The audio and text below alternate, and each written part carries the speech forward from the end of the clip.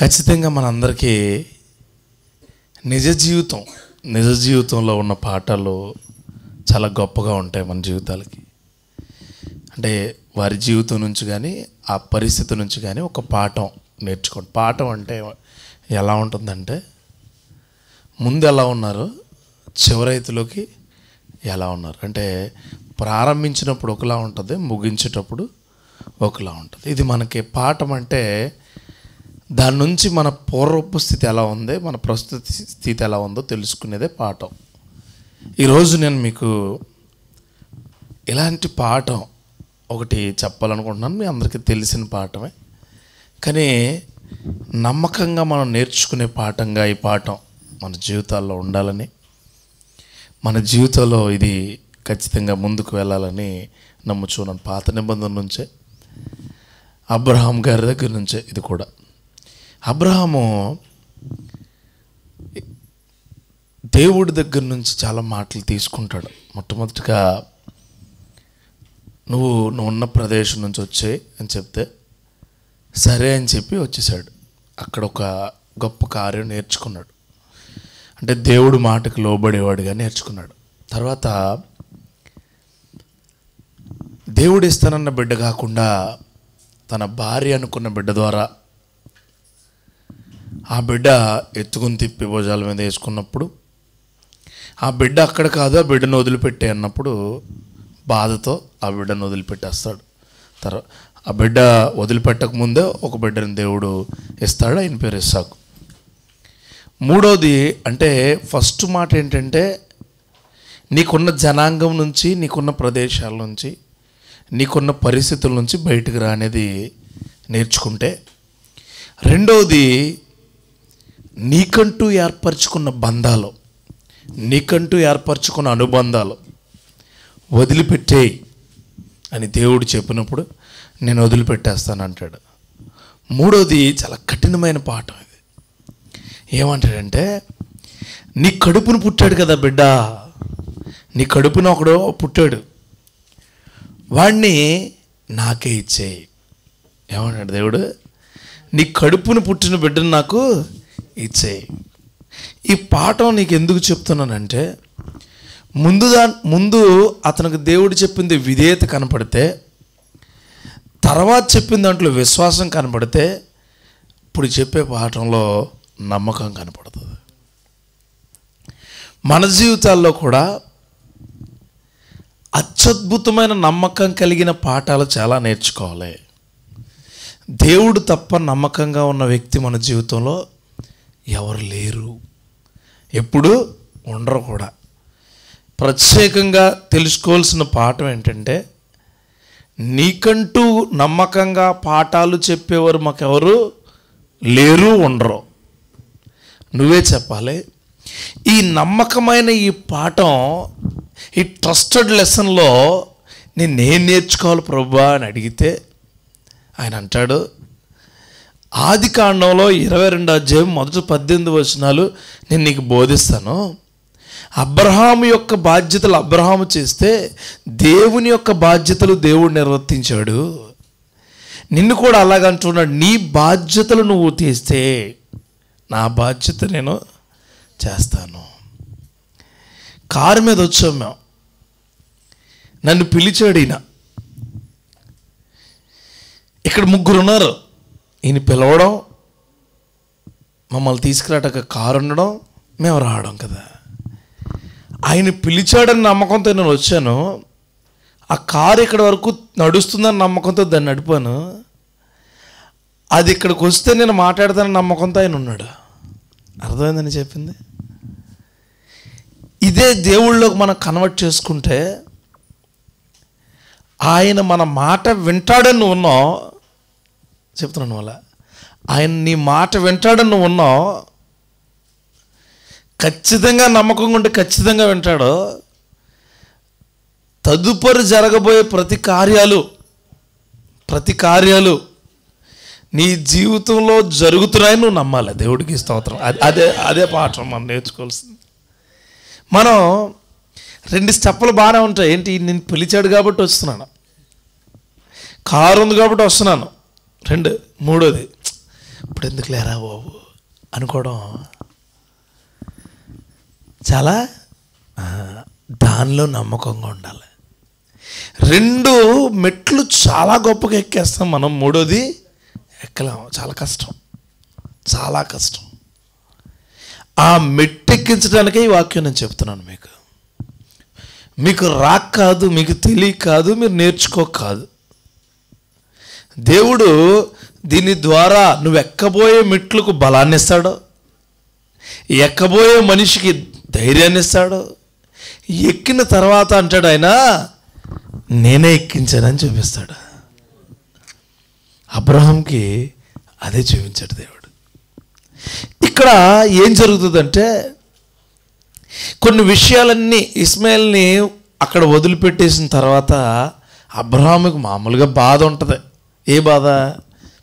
ఇన్నాళ్ళు నాతో ఉన్నాడు, దేవుడు వదిలిపెట్టాను, ఆడిని మొహం చూడలేకపోతున్నాను.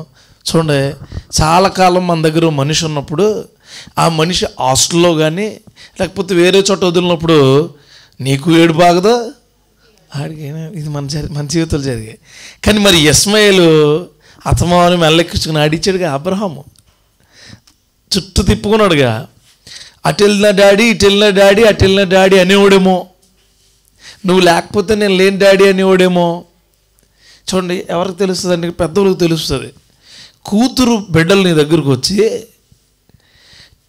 కొంత టైం అయిపోయిన తర్వాత వాళ్ళ ఇంటికి పంపించినప్పుడు నీకు నిద్ర పట్టదా? గోల గోల కింద ఉంటుంది. ఇదే బాధ అబ్రహాం భరించాడు. ఇంకొక బిడ్డ దగ్గరున్న ఆ బిడ్డ వచ్చిన ఇస్మాయిల్ మీద ఉన్న ప్రేమ అది వదిలించుకునే స్థితిని అతను వదిలిపెడుతూ ఈ యొక్క ఇస్సాకు మీద ప్రేమ పెంచుకున్న సమయంలో దేవుడు పాఠం చెప్పాడు. మరలా మన యొక్క లైఫ్ స్టైల్, మన జీవితంలో కూడా దేవుడు అంటే మీ సేవకుడితో ప్రేమ పంచుకుంటున్న సమయంలో ఆయన దూరం అయిపోయాడు. అర్థమైందని చెప్పింది?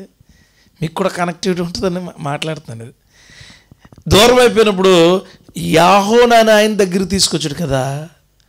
ఇప్పుడు చిన్న వయసులో ఈయన చుట్టూ దేవుడు చాలా ఇబ్బందులు పెడుతున్నాడు. దాన్ని బట్టి మీరు నమ్మకం ఉండాలి. దేవుడికి స్తోత్రం కలుగు. ఆ నమ్మకం నేనేం చేస్తా తెలుసా? శక్తివంతంగా నడిపిస్తుంది. ఏ నమ్మకం? మనోడు ఇస్సాకు మీద పెట్టుకోలేదు నమ్మకం, దేవుడి మీద పెట్టుకున్నాడు.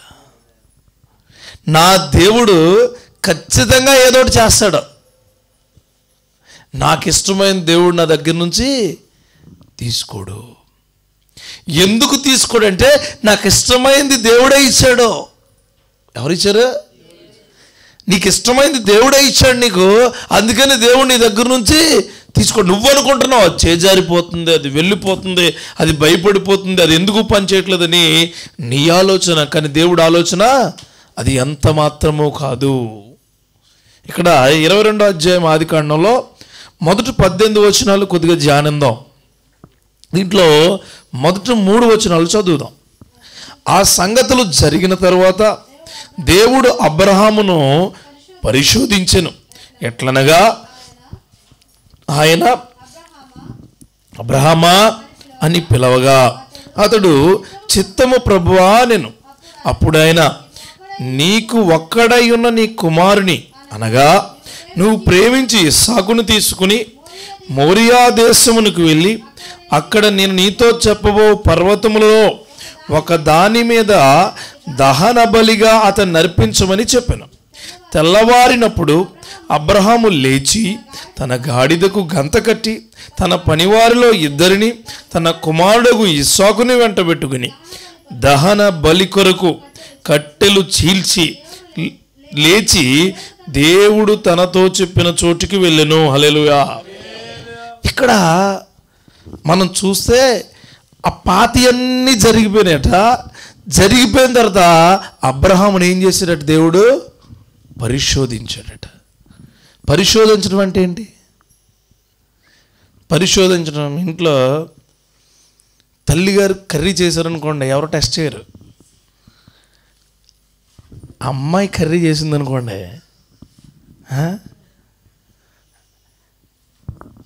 ఎలా ఉండవు, ఎలా చేసావు, కరెక్ట్గా వేసేవన్నీ, మంట బాగా పెట్టావా? సరే, ఇది పక్కన పెడితే జీవన్ గారు వాక్యం చెప్పేవారు మీకు. మీరు మా పాస్టర్ గారు అన్నీ ఆయన దగ్గర నేర్చుకున్నాం కదా. యోహాను వాక్యం చెప్తాడు. ఎలా చెప్తారు? పర్లేదు, బాగానే ఉంది అనే విధానాలు ఎప్పుడు వస్తాయంటే, ఒకటి మనకు దూరమైనప్పుడు, రెండోది మనకు దగ్గర అవుతున్నప్పుడు దానికి దీనికి కంపారిజన్లో ఇది ఎలా జరుగుతుంది అని చెప్పేదే పరిశోధన. నేను చెప్పేది నీకు అర్థమైందా? ఈ యొక్క మొదటి జామున దేవుడు నీతో చెబుతున్నాడు, నీ భక్తిని ఆయన ఏం చేస్తున్నాడు? ఎస్, ఆయన పరిశోధిస్తున్నాడట నిన్ను కాదు, నీ భక్తిని. నీ భక్తి ఎలా ఉందో, నువ్వెలా ఉన్నావో, నీ స్థితి ఎలా ఉందో, నీ క్రియలు ఎలా ఉన్నాయో దేవుడు నిన్ను పరిశోధిస్తూ ఉన్నాడో. ఎప్పుడో నీకు జరగాల్సిన కార్యాలన్నీ జరిగిన తరువాత. అప్పుడు అంటాడు చూడండి, అప్పుడు పరిశోధించి అప్పుడు నిన్ను అంటున్నాడు ఏమని? బాబు అన్న వెంటనే నువ్వు చెప్పండి అయ్యా అన్న తర్వాత అంటాడు ఆయన, ఇదిగో నేను నీకు ఒకటి చెప్తున్నాను. ఒక్కడున్నాడుగా నీకు, ఒక్కడో, ఆ ఒక్కడనే తీసుకుని నేను ఒక ప్లేస్ చెప్తాను, అక్కడికి వచ్చేయి. అక్కడికి వచ్చేసి దహన బలి నాకు అర్పించు. ఎవరికైనా ఒక్కగానొక్క కొడుకు, ఒక్కడే కొడుకు, 100 ఏళ్ళ తర్వాత పుట్టిన కొడుకు, 100 ఏళ్ళకి పుట్టిన కొడుకు, ఆ కొడుకుని ఇచ్చేయమంటే ఎట్లా ఉంటుంది? కట్టకి ఇల్లు కట్టుకున్నావు, నువ్వు కట్టకి ఇల్లు కట్టుకున్నావు, నీకు బాగా ఇష్టమై నిన్ను ప్రేమించే వాళ్ళు వచ్చి ఆ ఇల్లు నాకు ఇచ్చేయి, ఎలా ఉంటుంది? ఈ యొక్క వాక్య భాగం ద్వారా నీకు నేను చెబుతున్నాను, నీకు ఏదైతే లభ్యమవుతున్నాయో దేవుడు ఆ లభ్యతను ఇమ్మని అడుగుతూ ఉన్నాడో. Whatever you are grabbing now, నువ్వు ఏదైతే ఇప్పుడు పట్టుకున్నావో అది దేవుడు అడుగుతున్నాడు. ఎందుకు అడుగుతున్నాడంటే, వీడు వదులుతాడా వదలడా, ఇతను నాతో ఉంటాడా ఉండడా, ఈమె నన్ను పట్టుకుంటుందా పట్టుకోదా, ప్రతిదానికి నా మీద ఆధారపడుతుందా ఆధారపడదా. సారమ్మని అడగలే, ఏమని తెలిసి అడిగితే, ఒకవేళ అడిగితే నేను వెళ్ళే అంటదమే. సారమ్మ ఏమంటుంది? నేనెవనో ఎందుకెత్తాను, వెళ్ళిపో, నీ పైన అయిపోయింది, వెళ్ళిపో. ఎవరిని అడుగుతాడు తెలుసా దేవుడు? ఎవరైతే దేవుడి మీద ఆనుకుని ఉంటారో వారిని అడుగుతాడు. దేవుడి మీద ఫుల్గా డిపెండ్ అయిన వ్యక్తి అబ్రహాము. నీకు ఎందుకు వస్తున్నాయో తెలుసా కష్టాలు? నువ్వు ఎలాగా ఆయనకి టైం ఇస్తున్నావో ఆయన చూస్తున్నాడు నిన్ను. నీకే ఎందుకు ఇబ్బందులు అని నువ్వు అనుకుంటున్నావు తెలుసా? నువ్వు అవి భరించే లభ్యత నీ దగ్గర ఉంది కాబట్టి. అమ్మనే ఎందుకు అడుగుతారు? ఆకలేస్తుందని. అది అమ్మ అన్నం పెడతాదని నమ్మకం ఎవరికి ఉంది? పిల్లోడికి ఉంది. డాక్టర్ గారిని ఎందుకు అడుగుతున్నావు? వయసు మనం రోడ్డు వెళ్ళి వాళ్ళు అడగొచ్చుగా, ఇంజక్షన్ చేయమని. అడగం, ఎందుకంటే దగ్గర ఉండవు, వాడి దగ్గర ఉంటాయా? ఆటో డ్రైవర్ గారి దగ్గరికి వెళ్ళి ఏమండి ఒకటి పొడండి, ఏం పొడుతాడు? అలాగే కాయగూరల షాప్కి వెళ్ళి 4 కోడిగుడ్లు ఇవ్వండి, అతని దగ్గర లభ్యత లేదు ఆయన దగ్గర. దేవుడి నామంలో మీకు చెబుతున్నాను, మొట్టమొదటి చెప్పే మాట ఏంటంటే, ఈ పాఠంలో నీ దగ్గర ఏ లభ్యత ఉంటే అది అడుగుతాడు దేవుడు, ఇచ్చిపడే ఇచ్చేంతే.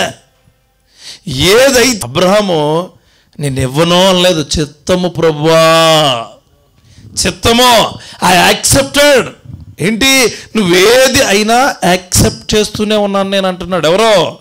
అబ్రహాం. ఈరోజు నీ జీవితంలో, నీ కుటుంబంలో, నీ క్రియల్లో, నీ విశ్వాసంలో ఏదైనానో చిత్తము ప్రభువా అడిగి ఆయన అంటాడు, నీ కుమారుణ్ణి, నీ ఒక్కడైనా ఉన్న నీ కుమారుణ్ణి అనగా నువ్వు ప్రేమించు ఇస్సాకుని తీసుకుని మొరియా దేశమునకు వెళ్ళి అక్కడ నేను నీకు చెప్పబో పర్వతములో ఒక దాని మీద దహన బలిగా అతను అర్పించమని చెప్పాను. దహన బలి అంటే ఏంటి? ఫస్ట్ అప్పుడున్న శక్తి ప్రకారం మనుషుల్ని కానీ జంతువులను కానీ మెడని మొండాన్ని వేరు చేసి రక్తంతో ఇచ్చేవారు. అది రక్తబలి. దహన బలి అంటే ఒక మనిషిని మొండాన్ని తలని వేరు చేసి ఆ రెండింటిని కూడా కట్టెల మీద పెట్టి దేవుడికి అర్పించటం. అప్పటి వరకు లేదు వాళ్ళు, కానీ దేవుడు అడుగుతున్నాడు ఆ విధంగా ఇవి అంటే అప్పుడు వరకు ఉన్న ఆచారాలు కాకుండా దానికన్నా గొప్ప ఆచార బలి నాకు ఇవి. అందరూ ఏమన్నా క్రియలను దేవుడు నిన్ను అడగడండి. నేను అడుగు నొప్పి వస్తుంది, అప్పుడే ప్రార్థన చేయమంటాడు. నేను నీకు బాగా బద్ధకంగా ఉంటుంది, అప్పుడే ప్రార్థన చేయమంటాడు, అప్పుడే దేవుడు పని చేయమంటాడు. బాగా ఇబ్బందికరమైన స్థితి ఉంటుంది, అప్పుడే దేవుడి పని ఖచ్చితంగా చేయమంటాడు. ఇదిగో మరలా ఏంటి, ఆయన ఉన్న ప్రదేశం నుంచి అక్కడికి దరిదాపుగా 72 గంటలు పడుతుంది, 3 రోజులు అవుతుంది. అంటే ఈ రాత్రికాల సమయంలో దేవుడు మాట్లాడాడు. ఉదయం మరలా ఇంకో ఉదయం అవుతుంది అక్కడికి వెళ్తుల్లోకి. అంటే 3 రోజులు అక్కడ ఉంటుంది. 3వ నాడు అని ఉంటుంది. చదువుతాం, కంగారు పడద్దు. అంటే మనం నేర్చుకునేటప్పుడే వాక్యము లోతుల్లోకి వెళ్ళకూడదు, కానీ నీ గుండె లోతుల్లోకి వాక్యం తీసుకెళ్ళాలి. హల్లెలూయా. వాక్యం లోతుల్లోకి వెళ్తే ఊపిరి ఆడదు నీకు. గుండె లోతుల్లోకి వాక్యాన్ని తీసుకెళ్తే చాలా ప్రశాంతంగా ఉంటావు. ఆమేన్. నూతులోకి వెళ్ళకూడదు, నువ్వు లోతులు నీ గుండెల్లోకి వెళ్ళాలి. హల్లెలూయా. అప్పుడు నువ్వు ఈ దగ్గర చాలా జాగ్రత్తగా ఉంటావు. అలా కాకుండా వెళ్ళావు అనుకో, బోరుబావే. వాక్యాన్ని నీ గుండె లోతుల్లోకి తీసుకెళ్ళి అప్పుడే మన జీవితం చాలా చక్కగా ఉంటుంది. ఇక్కడ అంటాడైనా, నేను చెప్తున్నాను నీకు, ఇదిగో దహన బలి అర్పించమని చెప్పాను. అక్కడ వరకు బాగానే ఉంది, దేవుడు చెప్పేశాడు. చెప్పిన రాత్రి నుంచి తెల్లవారుజాము వరకు మనోడికి నిద్ర పడుతుందా? ఆయన దగ్గర ఉన్న ఒక్కగానొక్క కొడుకు, ప్రేమించే కొడుకు, ఎంతో ముద్దుగా చూసుకున్న కొడుకు, కాళ్ళు చూసుకుని, వేళ్ళు చూసుకుని, కళ్ళు చూసుకుని, మనిషిని చూసుకుని మురిసిపోయే కొడుకుని చూసి మనోడు ఎంత ఆనందపడుతున్నాడో, ఆ రాత్రి అంధకారపు కలిగిన మాటలు అతనికి వినపడి తెల్లవారినప్పుడు అబ్రహాము లేచి తన గాడిదకు కంత కట్టి, ఎందుకు కట్టాడు గాడిద గంట అంటే, గాడిదలు చాలా తెలివైనవి. ఒక ప్లేస్కి వెళ్తే ఆ ప్లేస్ని ఖచ్చితంగా అవి గుర్తుపెట్టుకోండి. ఇప్పుడు గాడిద ముందు జనాంగం వెళ్ళేవారు, గాడిద వెనకే మాత్రమే దానిపైన మూటలు వేసి గాడిదని ముందు పంపి వెనకాల వెళ్ళేవారట ఇశ్రాయేల్ ప్రజలు. దీనికి గంతలు ఎందుకు కట్టారంటే, ఇది వీళ్ళు వెళ్ళేటప్పుడు మళ్ళీ ఇంటికి వచ్చి ఎవరన్నా తీసుకొచ్చేద్దేమో అంటే ఎవరికీ తెలియకూడదు అబ్రహాం వెళ్ళింది. దేవుడికి మనం ఇచ్చే లభ్యత, మన దగ్గర అవైలబిలిటీ అయ్యేది ఎవరికి తెలియకూడదండి, తెలియకూడదు. నువ్వు ఈ ప్రార్థనకు వచ్చావు కదా, నీకే చెప్తున్నాను, పొద్దుట ఉదయం నీ పనులకి తెలియకూడదు. అంటే నిద్ర విధానం తెలియకూడదు. కళ్ళకు గంతలు కట్టి, దీనికి కట్టినట తన గాడిదకు. హల్లెలూయా. బయట ఇట్లు కాదు, చాలా ఉన్నాయి బయట. ఆయన వాళ్ళ చుట్టూ ఉన్న మంది మార్బలానికి కూడా ఉన్నారు, కానీ తన గాడిదకు, ఒకటి భలే ఉంటుంది మాట చూడండి ఒకసారి. తన గాడిదకు గంత కట్టి, తనకి కూడా చూడండి, తన పని వారిలో 2 తన కుమారుడు ఇస్సాకును వెంటబెట్టుకుని దహన బలి కొరకు కట్టెలు చీల్చి లేచి దేవుడు తనతో చెప్పిన చోటికి వెళ్ళెను. ఉదయం అయిందట, గాడిద గంటలు కట్టాడట, తన పనివారిలో 2 తెచ్చుకున్నాడట. ఆ తర్వాత ఎవరికి చెప్పాడట? కొడుకు చెప్పాడు. ఇస్సాకును వెంటబెట్టుకుని. మనం ఏం చేస్తాం? ముందు ఇంట్లో వాళ్ళకి చెప్తాం అన్నీ, రెడీగా ఉండు, మరి రెడీగా ఉండు అంతే. ఆ తర్వాత బయట వాళ్ళకి కేకలేస్తాం, ఆ తర్వాత అన్నీ సమకూర్చుకుంటాం. ఈయనేం చేశాడో తెలుసా? బయట అన్నీ సమకూర్చి అప్పుడు ఇంటి వారిని తీసుకెళ్ళాడు. లభ్యత అంటే నీ దగ్గర ఉన్న ప్రతి కార్యాన్ని దేవుడికి ఉపయోగించే విధంగా ఉండడం, ఆయన చెప్పింది ఖచ్చితంగా చేయడం, ఆయన చెప్పిన క్రియను నువ్వు తప్ప ఇంకెవరు చేయలేరు అనుకునే విధంగా నడిపించబడడం. హల్లెలూయా. ఇక్కడ ఈ యొక్క క్రియల్లో నువ్వు తెలుసుకోవాల్సిన మొట్టమొదటి మెట్టు ఏంటంటే, అబ్రహాముకు ఒక లభ్యత ఉంది, ఆ లభ్యత నీకు కూడా ఉంది. అబ్రహాముకు ఉన్న ప్రతి పాసిబిలిటీస్ నీకు కూడా ఉన్నాయి. అబ్రహాము చేశాడు, ఫస్ట్ మెట్టు ఎక్కుతున్నాడు. కానీ నేను ఎక్కుతున్నాను, నువ్వు ఎక్కట్లేదు. నీ కొరకే ఖచ్చితంగా చెబుతున్నాను, నీ దగ్గరున్న లభ్యతను నువ్వు దేవుడికి అప్పగించేవారిగా నువ్వు ఉండాలి. ఎప్పుడైతే అలా ఉంటావో నువ్వు ఎక్కబోయే మెట్టు బాగుంటుంది, ఎక్కి నువ్వు బాగుంటావు. హల్లెలూయా. గాడిద బాగుంది, పనివారు బాగున్నారు, కొడుకు బాగానే ఉన్నాడు. అబ్రహామే బాగాలేదు. అక్కడ ముగ్గురు మనసులు ఎలా ఉన్నాయంటే, గాడిద మా యజమాని పని ఉందనుకుని ఉంటుంది, పనివారు ఆయనకి ఏదో పని ఉందా, పొద్దున్నే లేపేసాడు ఈయన, ఏదో పని ఉందా. కొడుకు అంటాడు, మా డాడీ ఎక్కడికో తీసుకెళ్తున్నాడు. మీకు కూడా చిన్న పిల్లోడు అనుకుంటున్నారేమో మీరు, కాదు, తెలివి వచ్చేసింది బాబుకి. కట్టెల మోపు మోసే శక్తి ఉంది అతని దగ్గర. అంటే ఖచ్చితంగా కట్టెల మోపు మోసే శక్తి ఉందంటే ఆలోచించే శక్తి మనోడికి వచ్చి ఉన్నది. ఎదిగిపోయాడు కుర్రాడు, చిన్నోడు కాదు.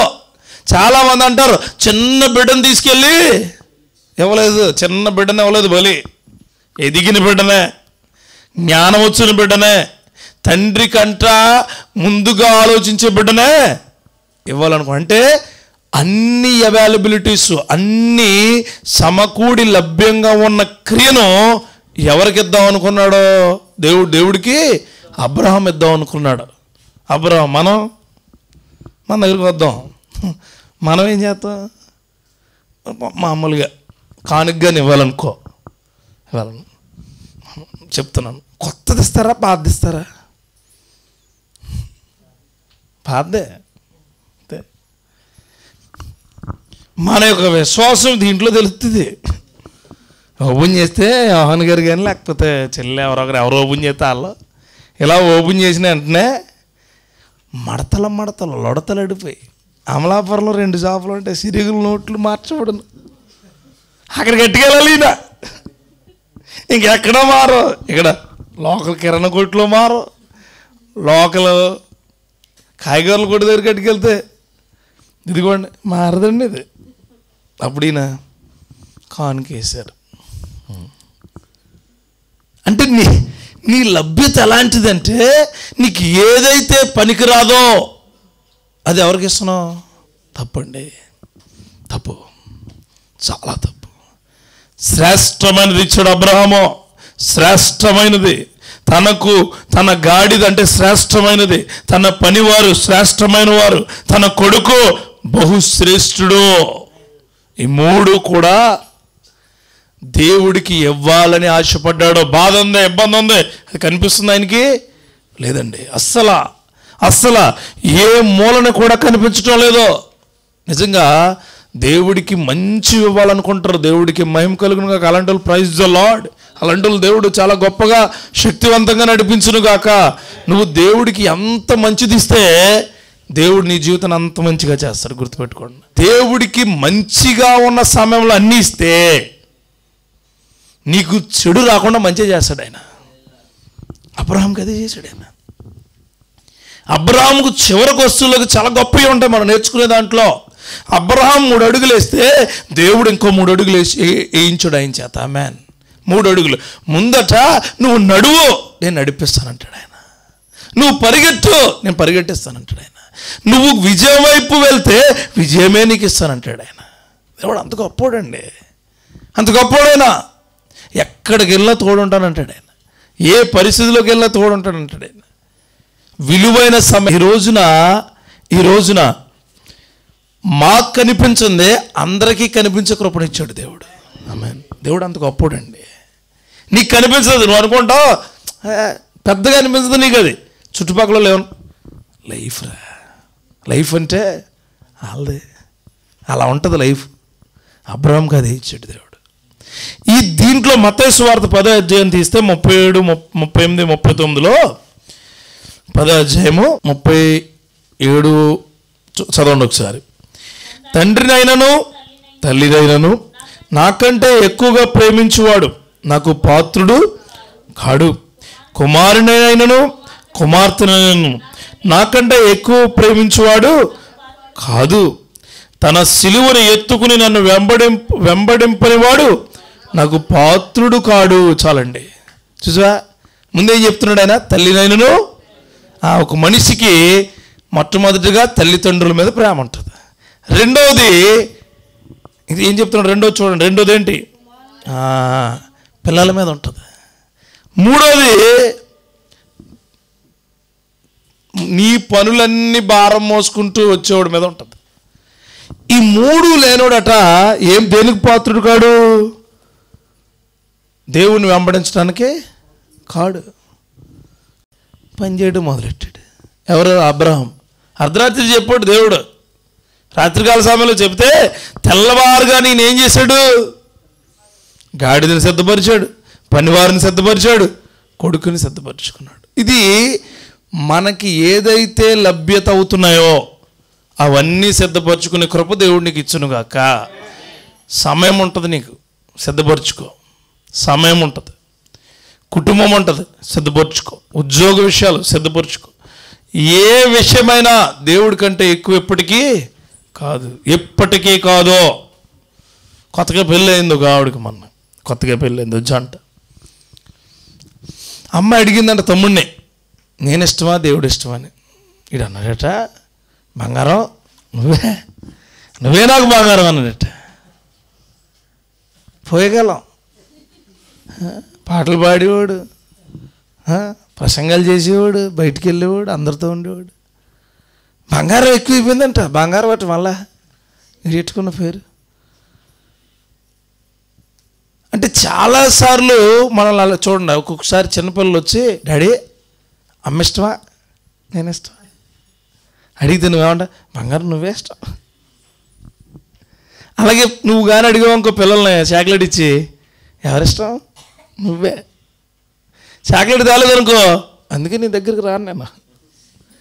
ఇప్పుడు ఉన్నాయన్నీ చాక్లెట్లు ప్రేమలో, బిస్కెట్లు ప్రేమలో. కొద్ది ఆడపిల్ల కానీ మగపిల్ల కానీ కొద్ది ఎదిగారు అనుకోండి, వస్తువులు ప్రేమలో వస్తాయి, చాక్లెట్లు బిస్కెట్లు అయిపోతాయి. సైకిల్ కొంటే ఇష్టం, బట్టలు కొంటే ఇష్టం. ఇంకొద్ది ఎదిగారు అనుకోండి, కొద్దిగా ఎదిగారు అనుకోండి, అది తెలిసి మీకు వెరీ గుడ్. మీ లభ్యతలన్నీ మీకు తెలిసిపోయినప్పుడు మీకంటే గొప్ప వాళ్ళు ఎవరు ఉంటారు? దేవుడికి స్తోత్రం కలిగి. హల్లెలూయా. ఇంకొద్ది పెళ్ళి అయిపోయింది అనుకోండి, డాడీ ఏం బేటో, మా అమ్మ ఎంత బంగారం అసలు, మా అమ్మ మెల్ల అన్నీ నాకు ఇచ్చేసింది, కాళ్ళు ఇచ్చేసింది, చేతులు ఇచ్చేసింది, అన్నీ ఇచ్చేసింది. కాళ్ళు వచ్చిందనుకో, మా అత్తగారు ఏమవ్వలేదు నాకు, అన్నీ ఇస్తే మా అత్తగారు అందమ్మో, మా అత్తగారు కొన్నాయని నాకు ఇచ్చి.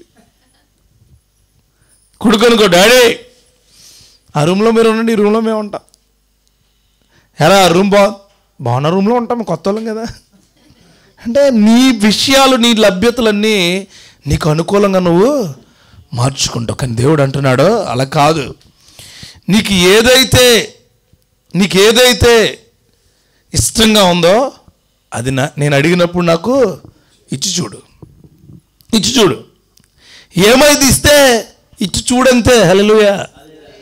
ఏమైతే అన్నది ఆయన చూసుకుంటాడు, ఇచ్చి చూడు. ఏమైతుంది అంటే చూడండి, హామీలు ఇచ్చి వదిలేసే రాజకీయ నాయకులు ఉంటారు, వాగ్దానాలు చేసి వదిలేసే జనులు ఉంటారు. మాట చెప్పి వదిలిపెట్టే దేవుడు కాదు మన దేవుడు. హల్లెలూయా. వాళ్ళు అంటారు ఏమని, కుదరలేదు, అవ్వలేదు అంతే. అప్పుడు ఇష్టం నాకు, ఇప్పుడు ఇష్టం కాదంటారు కుటుంబస్తులు. కానీ దేవుడు అంటాడు, నిన్న నేడు రేపో నీకు చెప్పిన మాట నేను ఇస్తాను. నేను చెప్పిన మాట ఏది నిరర్ధకం కాదో అన్నీ సాధ్యమే. ఏదైతే నీకు ఇచ్చానో అది సాధ్యమంతే. నీకు ఇచ్చింది నేను చేస్తాను అంటాడు ఆయన. ఖచ్చితంగా చేస్తాడు దేవుడు. ఎప్పుడు నువ్వు ఎప్పుడైతే అన్ని క్రియలు ఆయనకి ఇస్తావో అప్పుడు అప్పుడు ఇది ఫస్ట్గా మనం నేర్చుకోవాల్సిన పాట. మొదటి మెట్టు ఏంటంటే, నీ దగ్గర ఏమున్నా ఎంత ఇష్టమైనా దేవుడికి నీ దగ్గర ఏది మిగిల్చుకోకుండా ఇస్తే నీకు అన్నీ దేవుడు ఇస్తాడు. గుర్తెట్టుకో, అన్నీ ఇస్తాడు దేవుడు. ముందు ఇచ్చి చూడు. నేనేమంటానంటే, ఇచ్చి చూడు, అంత ఇచ్చేయి. ఏదైనా సరే. మీరు అందరంటే ఇచ్చేయమని డబ్బులు అనుకుంటారా? డబ్బుల కంటే చాలా ప్రాముఖ్యమైన ఉన్నాయండి ఆ విలువైన సమయం. డబ్బు కంటా బాగా ప్రాముఖ్యమైనది ఏంటంటే ఈ లోకంలో సమయం. మళ్ళా రాత్రికి డబ్బులు వెళ్ళిపోతే మళ్ళీ వస్తాయి, బట్టలు వెళ్ళిపోతే వస్తాయి, ఏది వెళ్ళిపోయినా మళ్ళీ వస్తుంది.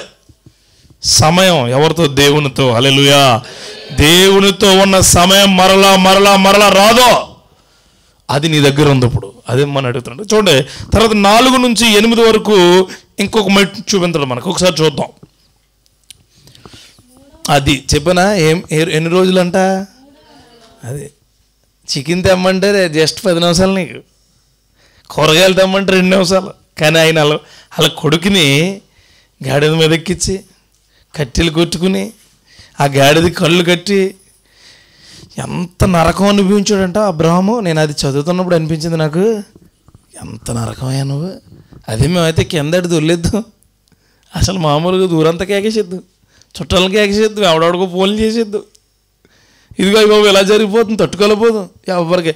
నాకు తెలిసి వాళ్ళ ఇంట్లో వాళ్ళ గాడిదికి తెలీదు, వాళ్ళిద్దరికి కూడా తెలియదు.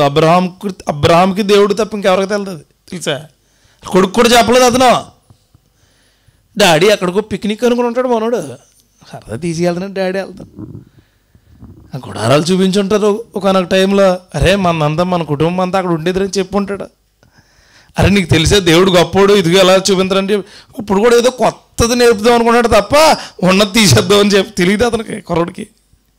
చూడండి అన్నాడు, 3వ నాడు అబ్రహాము కన్నులెత్తి దూరం నుండి ఆ చోటును చూచి తన పనివారితో, మీరు గాడిదతో ఇక్కడనే ఉండండి, నేనును ఈ చిన్నవాడును అక్కడికి వెళ్ళి దేవునికి మొక్కి, బ్రాకెట్లో ఉంటుంది దేవునికి అని, అక్కడికి వెళ్ళి మొక్కి మరలా మీ వద్దకు వచ్చేదనని చెప్పి. చాలండి చాలు, మళ్ళీ కొద్దిగా వెళ్దాం. ఇక్కడ అంటాడు ఆయన, ఈ బాత్ తోటే 3 రోజులు ప్రయాణం చేశాడు. 3 రోజులు ప్రయాణం. నువ్వు 3 నిమిషాలు చేస్తావా? 3 minutes. రేపు పొద్దుటి టెస్ట్లకు వెళ్ళాలంటే ఈరోజు షుగర్ ఎక్కువైపోద్ది నీకు. ఈరోజు ఇప్పుడే జస్ట్ ఈరోజు రేపు పొద్దుట బీపీ మిషన్ నీకు ఒంటికి పెడతారంటే ఇప్పుడు 200 దాటేస్తుంది. ఇది ఆరోగ్య విషయం. రేపు పెళ్ళికి వెళ్ళాలంటే వేళ బట్టలు తీసేస్తారు, అన్నీ తీసేస్తారు, మొత్తం కడుపులో మొత్తం ఖాళీ చేసేస్తారు, అన్నీ సెట్ చేసుకుంటారు. ఎందుకంటే పెళ్ళి అనే హామీ ఉంది నీకు, అక్కడ గొప్ప క్రియ అనే హామీ నీకు ఉంది. కానీ ఆదివారం చచ్చికొత్తదంటే 9:59 వరకు చర్చ అనే మాట గుర్తురాదు నీకు. 10 గంటలకు చర్చ అయితే 10 గంటలకు చర్చ. అది చూసా అంటే కొంతమంది అంటున్నాడు, తమ్ముడు నాకు తెలియదు మరి అన్న 1:59 కూడా వస్తారన్న, వెళ్ళిపోతారా అంటే 2 గంటలకు ముగించారనుకో, నువ్వు ఎన్ని గంటలకు వస్తావు? ప్రైజ్లాడు ఫాస్ట్ ఇప్పుడే జస్ట్. 2వ మాట, అబ్రహాముకు ఒక హామీ వచ్చి ఉన్నది. హల్లెలూయా. హామీ ఏంటంటే, ఇదిగో నేను మళ్ళా తిరిగి వస్తాను. ఎవరు చెప్తున్నాడో? దేవుడు చెప్పట్లేదు, పనులు చెప్తున్నాడు, గాడిద చెప్తున్నాడు. ఏమని? కొడుకుని చేతిలో పట్టుకునే రారా నువ్వు రా అంతే అని. మీరు ఇక్కడే ఉండండి, అర్థమైందా? నేను మళ్ళీ వస్తున్నా. చూడండి ఇక్కడ భలే ఉంటుంది అన్నమాట. ఏమంటాడంటే, తన పనివారితో, మీరు గాడిదతో ఇక్కడైనా ఉండండి, నేనును, అండర్లైన్ చేసుకోవాలి, అదే నేనును. బైబిల్లోనండి చిన్న మాటలు చాలా పెద్ద అర్థాలు ఇస్తాయి. యాక్చువల్గా దహన బలి ఇస్తున్నప్పుడు వెళ్ళినప్పుడు ఇద్దరు వెళ్తే వచ్చినప్పుడు ఎవరు వస్తారో, కానీ ఏమన్నాడు తెలుసు ఇక్కడ, నేనును. కొడుకు అంటలేదు ఈ చిన్నవాడును, నేనును నా కొడుకు అంటలేదు, నేనును ఈ చిన్నవాడును అక్కడికి వెళ్ళి మ్రొక్కి మరలా మీ వద్దకు వచ్చునని చెప్పి. ఎంత గొప్ప మాట అండి. హల్లెలూయా. ఎంత గొప్ప హామీ. దేవుడి మీద ఎంత నమ్మకం ఉందో చూడండి ఆయనకి. ఎంత డీపెస్ట్ ఉంటే చెప్తారు అలాగా. ఎంత గొప్ప క్రియ చూడండి. హాస్పిటల్ నుంచి బయలుదేరి అతను బాగా సీరియస్గా ఉందనుకోండి, 108 ఎక్కించి ఇంట్లో వాళ్ళకి ఒక్కడొత్తం ఇద్దరొత్తం వెళ్తున్నాం అంటాం. మనం హాస్పిటల్కి వెళ్తున్నప్పుడు ఖచ్చితంగా డిసైడ్ అయిపోయి అతనికి దహన బలి ఇవ్వాలని చెప్పి కట్టెలు పెట్టుకుని మొరియా అనే ఊరు దగ్గర పర్వతం పైకి ఎక్కి ఖచ్చితంగా ఇతను చచ్చిపోతాడో దేవుడి దగ్గర ఇచ్చేయాలి అని డిసైడ్ అయిన అబ్రహాము వారి పనివారితో చెప్తున్నాడు ఏమన్నా తెలుసా, నేను నీ చిన్నవాడు మళ్ళా వస్తాం.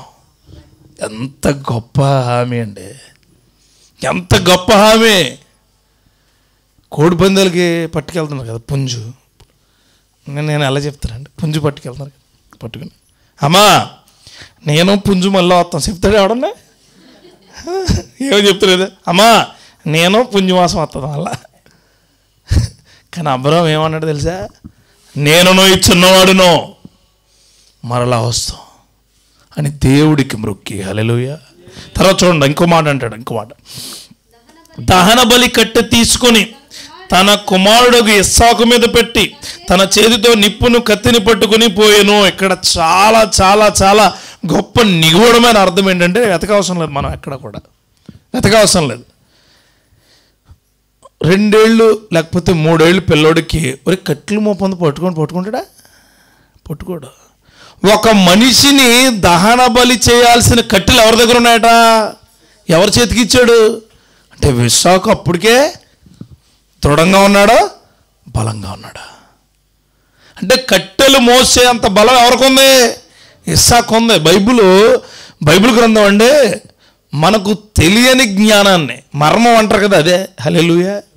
మర్మం అంటే బైబిల్లో ఓం బాం భీం అంటారు, చదివితే దాని వెనక ఎంత అర్థం ఉందో దేవుడు చెప్తాడు. నేను అనుకున్నాను చిన్నపిల్లోడికి ఎలాగేస్తాడు, అయితే ఈయన చిన్నపిల్లోడు కాదు, ఈయన పెద్దోడే. అంటే ఈయన ఎదిగాడంటే అబ్రహాములో 100 ఏళ్ళు లేవు, కానీ కట్టెలు మోసే అంత బలం అతని దగ్గర ఉంది. ఏ కట్టెలు మోసే అంత బలం? ఒక మనిషికి దహన బలికి అవసరమైన కట్టెలు మోసే అంత బలం ఖచ్చితంగా నాకు తెలిసి 25 నుంచి 70 కేజీలు మోసే బలం అతని దగ్గర ఉంది. కట్టెలు అంటే అంతగానే ఎక్కువ బరువు ఉంటాయిగా, బియాండ్ దట్ ఉంటాయి. అంటే మినిమము ఒక 70 కేజీలు మోసే బరువు అతనికి తట్టుకునే బరువు కట్టెలు అతని చేతికిచ్చి చూడండి, తర్వాత ఉంటుంది చూడండి, ఇచ్చి పెట్టి తన చేతితో నిప్పును కత్తిని పట్టుకుని పోయిను. వారిద్దరు కూడి వెలుచుండగా ఇస్సాకు తన తండ్రి అయిన అబ్రహాముతో నా తండ్రి అని పిలిచును. అందుకతడు ఏమి నా కుమారుడా నేను. అప్పుడు అతడు నిప్పును కట్టెలను ఉన్నవి కానీ దహన బలి గొర్రె పిల్ల ఏది అని అడుగుగా అబ్రహాం అంటాడప్పుడు చూడండి, ఇదో గొప్ప హామీ. ఫస్ట్ హామీ ఎవరికి ఇచ్చాడంటే వారి పనులకి గాడిదకి ఇచ్చాడు. రెండో హామీ కొడుక్కి ఇస్తాడు. ఇప్పుడు చూడండి, అబ్రహాం అంటాడప్పుడు నా కుమారుడా దేవుడే దహన బలికి గొర్రె పిల్లను చూచుకునని చెప్పాను. ఇక్కడ ఇంకో మాట, దేవుడే దహన బలికి నిన్ను చూసుకున్నాడు అన్నాడా? అనలేదు. ఏమన్నాడు? దేవుడే దహన బలికి గొర్రె పిల్లను చూసుకున్నాను. హెబ్రీయులకు రాసిన పత్రిక 11వ అధ్యాయము 3 వచనాలు, 2-3 వచనాలు చూద్దాం. చూడండి, హెబ్రీయులకు రాసిన పత్రిక తీస్తారా? 11వ అధ్యాయము 17వ వచనం చదవమ్మా. విశ్వాసమును బట్టి ఇస్సాకును బలిగా అర్పించెను.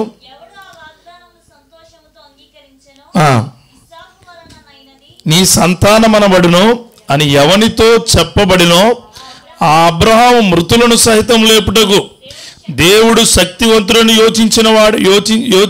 ఎంచినవాడై తన ఏక కుమారుని అర్పించి ఉపమాన రూపంగా అతని మృతుల్లో నుండి మరలా పొందెను. ఫస్ట్ 2 చివరి వచనం చాలా ముఖ్యమైనది. అంటే అప్పుడే నమ్మాడు అబ్రహాం ఏమని, మృతుల్లో నుంచి లేపే దేవుడు నాకు తోడుగా ఉన్నాడు. హల్లెలూయా. గుర్తుపెట్టుకోండి, దేవుడు నీకు ఏమి హామీ ఇచ్చాడో పక్కనట్టండి. నీకేమి ఇచ్చాడు? నువ్వు దేవుడి యొక్క నమ్మకం మీద ఒక హామీ నీ జనాంగానికి, హల్లెలూయా, నీ కుటుంబానికి ఒక హామీ ఏంటంటే ఖచ్చితంగా ఇల్లు కడతాం, ఆమెన్. ఖచ్చితంగా ఉద్యోగం వస్తుంది, ఆమెన్.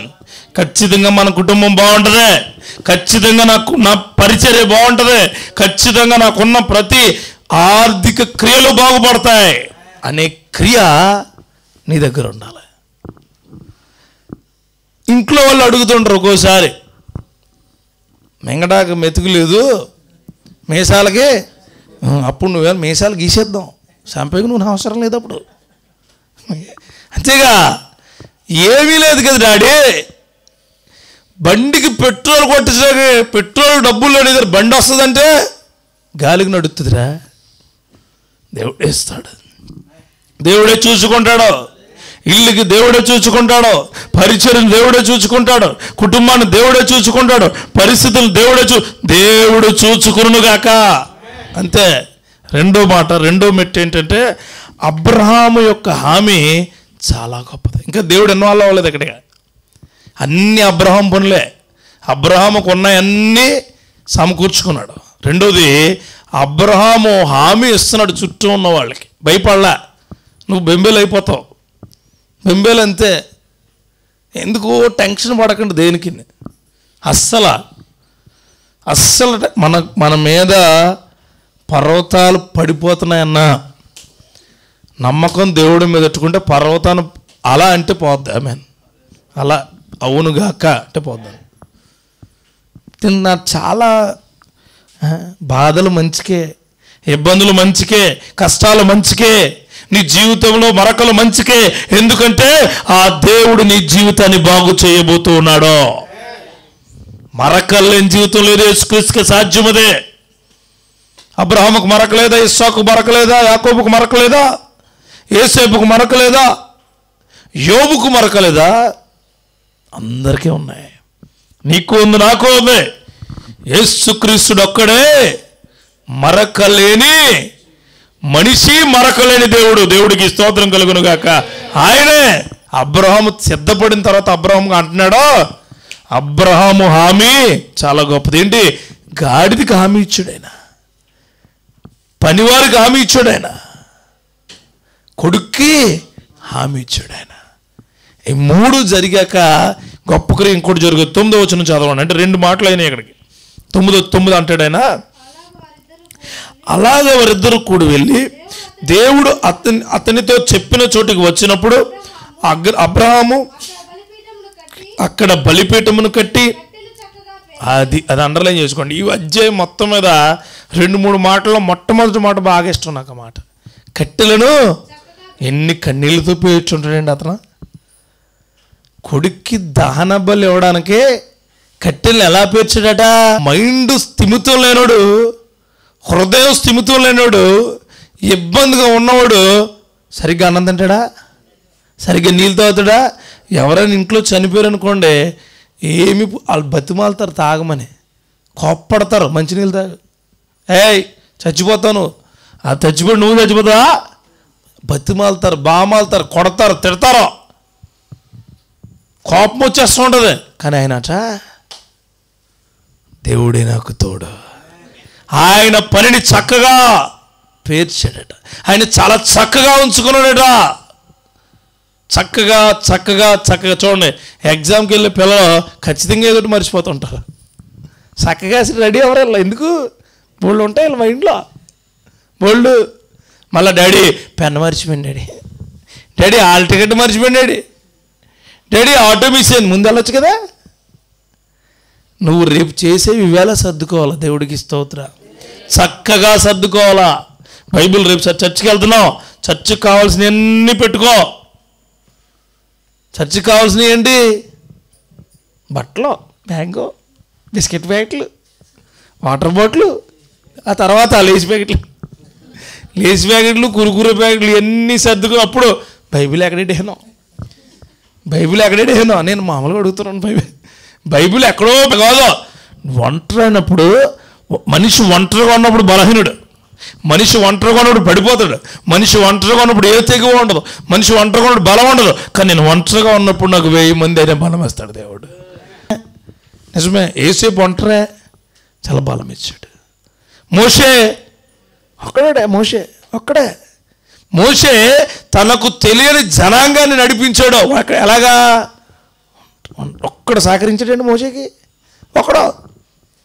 ఒక్కడు ఎర్ర సముద్రం 2 పాయలుగా అవుతుంది, వెళ్ళరా బాబు, వెళ్ళు. ఇలా కొట్టినంటే మాత్రం దాంట్లోంచి వెళ్ళారు వాళ్ళు. దేవుడు చాలా గొప్పడండి. తర్వాత అంటాడైనా, చూడండి 9వ వచనం 10వ వచనం చదవండి. 9 చదవమ్మా. అప్పుడు అబ్రహాము తన కుమారుని వధించుటకు తన చెయ్యి చాపి కత్తి పట్టుకొనగా, చాలు అయిపోయింది అబ్రహాం పని అక్కడితో. ఇక్కడ వరకు అబ్రహాం చేసిన పనులు. అబ్రహాము మూడో పాఠంలో 3వ మెట్టు ఏంటంటే, అబ్రహాము ప్రతి దానికి అంగీకరించాడు. హల్లెలూయా. అంటే నీకున్న లభ్యత ఇవ్వాలా, నీకున్న హామీ ఇవ్వాలా, నీ అంగీకారం కూడా కావాలి. అబ్రహాం అంగీకారం ఎలా ఉందంటే, బిడా పేర్చని చూడు, బిడా దా కత్తి వెయ్యాలదా, చేత పట్టి ఏముంటుంది, బలం ఉంటుంది అన్నమాట. చూడండి, అప్పుడు అబ్రహాము తన కుమారుణ్ణి, అది ఏం చేస్తున్నాడట, కత్తి చేత పట్టుకుని స్టడీగా ఉన్నాడు. 1 2 3 అంటే పడిపోద్ది, అంతే పడిపోద్ది. ఎంత గట్స్ ఉండాలండి. కత్తి కుమారుని వధించుటకు తన చెయ్యి చాపి కత్తి పట్టుకొనగా, అయిపోయింది అంతే. అబ్రహాం పని అక్కడితో అయిపోయింది. అంగీకారం అబ్రహాం ఖచ్చితంగా ఉంది. ఈ 3 పనులు ఎవరు చేశారు? అబ్రహాం చేశాడు. ఇక్కడ నుంచి దేవుడు చేస్తారు. చూడండి, చాలా బాగుంటాయి. ఇంకో 3 మాటలు ఉంటాయి. దేవుడు చేస్తాడు. రోజు చూసేవాళ్ళు అందరూ చక్కని చెప్పారు, నువ్వు దుర్మార్గుడురా, మారడా? మారలే. ఎప్పుడు రాని వ్యక్తి పరిశుద్ధమైన దేవుని కుమారుడిగా పరిశుద్ధాత్ముడు గారికి వెళ్ళి, చక్కయా దిగు దా అంటే వచ్చాడు, కిందకు వచ్చాడు. జక్కయ్య నువ్వు తప్పుడోడు వల్ల, జక్కయ్య నువ్వు దరిద్రుడు వల్ల, జక్కయ్య నువ్వు పాపం చేసే వల్ల దేవుడు ఏమన్నా తెలుసా, దిగో నీ ఇంటికి వచ్చాను నేను. దేవుడు మాటలు, దేవుడు క్రియలు, దేవుడు దూతలు చెప్పే మాటలు అలానే ఉంటాయి. ఈరోజు ఈ పాఠం నీ జీవితానికి అలాగే ఉంటుంది. హల్లెలూయా. నీ దగ్గర ఉన్నాయన్నీ దేవుడికి ఇమ్మన్నాను ఫస్ట్. 2, నువ్వేమిచ్చినా మరలా దేవుడు నీకు ఇస్తాడని హామీ కూడా నీ జనాంగానికి, నీ ఇంటి వారికి, నీ భార్యకో, నీ భర్తకో, నీ కుటుంబానికో, నీ చుట్టాలు అనొచ్చు నేనేమని. ఒకప్పుడు చాలా బాగున్నారా, మతంలోకి వెళ్ళిన తర్వాత అప్పుడు నువ్వేమన్నా తెలుసా, ఆ మతమే నాకు మార్గం చూపుతుంది. ఆమేన్. ఏ మతం? నువ్వు అనుకున్న మతమే మార్గం చూపుతుంది, అంతే. హల్లెలూయా. నీకు ఇంకోటి చెప్తున్నాను చూసుకో, బంపర్ బోనంజా. ఏంటో తెలుసా, నేను ఏ మార్గంలో ఉన్నా అదే కనపడుతుంది నీకు కూడా. కొన్ని రోజుల్లో ఏ మార్గం, నేను ఏ మార్గంలో వెళ్తున్నానో అదే కనపడుతుంది. ఎప్పుడో నీ కళ్ళు మూసుకుపోయినప్పుడు అని ధైర్యంగా దమ్ముతో చెప్పాలి మనం. అప్పుడు అంగీకారం వస్తుంది. ఎప్పుడైతే కత్తి చేత పట్టుకున్నాడో అప్పుడు దేవుడు అంటాడు. చూడండి, ఇక్కడ ఒక మాట తీద్దాం. యోహాను సువార్త 10వ అధ్యాయము చూడండి. 10వ అధ్యాయము యోహాను సువార్త 17వ వచనం చదవండి. నేను దాన్ని మరలా తీసుకొనినట్లు నా ప్రాణము పెట్టుచున్నాను, ఇందువలననే నా తండ్రి నన్ను ప్రేమించుచున్నాడు. తర్వాత ఇంకో వచనం చాలా ఇంపార్టెంట్ మాట. ఎవడను నా ప్రాణము తీసుకొనడు, నా అంతటా నేనే దాన్ని పెట్టుచున్నాను, దాన్ని పెట్టుటకు నాకు అధికారం కలదు, దాన్ని తిరిగి తీసుకున్నటకు నాకు అధికారం కలదు. నా తండ్రి వలన ఈ ఆజ్ఞ పొందితిన నేను. హల్లెలూయా. యేసుక్రీస్తు వారు చెబుతున్న మాట అది. ఎవరిని నీ దగ్గర ఏమీ తీసుకోలేరు. ఇచ్చేది, ఇవ్వగలిగేది, ఇచ్చేది, ఇప్పించేది, నడిపించేది దేవుడు మాత్రమే. ఆ కార్యాలు కృప దేవుడిని ఖచ్చితంగా ఇచ్చును గాక. ఇక్కడ చూడండి 11వ వచనం అంటాడు దేవుడు. 2 వచనాలు చదువుతాం. అంటే ఇక్కడ వరకు ఎవరి పనులైనా మనం నేర్చుకున్న పాఠంలో అబ్రహాం చేయాల్సినవన్నీ చేశాడు. ఎక్కడా కూడా కింద కానీ ఎక్కడా జంకడం కానీ చేయలే. అబ్రహాం చేశాడా? చేయలే. నీకు కూడా చెప్పేది ఏంటంటే, నెక్స్ట్ ఆరాధన ఎప్పుడు జరిగితే, రేపు ఆదివారం జరిగినా లేకపోతే శుక్రవారం జరిగినా, ఎప్పుడు జరిగినా అబ్రహాంలా సిద్ధపడి రాను. అబ్రహాంలాగే ఎలా సిద్ధపడి రావాలంటే, నాకున్న లభ్యత ఏంటి? అంత దేవుడికే. హల్లెలూయా. నేను ఇచ్చే హామీ అది దేవుడిచ్చిందే. నేను ఏదైతే అంగీకరిస్తున్నానో అది దేవుడికే అంగీకారమగునుగాక అని వస్తే దేవుడు గొప్పగా నడిపిస్తాడు. తర్వాత చూడండి, ఇక్కడ 11వ వచనం అంటాడు, యెహోవా దూత పరలోకం నుండి అబ్రహామా, అంటే 2 మాటలు ఎందుకు వస్తాయంటే, 2 మాటలు. స్టవ్ మీద పాలు పెట్టారు, దగ్గరలోనే ఉన్నాం, అమ్మకు దూరంగా ఉంది, పాలు పొంగిపోతున్నాయి. నీ పేరెట్టి పిలుస్తుంది అమ్మ, హే నిన్నే అంటదా అని, స్టవ్ ఆఫ్ అంటదిగా. అదే అబ్రహాంకు దూతతో చెప్తుంది, అబ్రహామా చూడండి, అబ్రహామా అని పిలిచాను. అందుకు అతడు చిత్తము ప్రభువా అనను.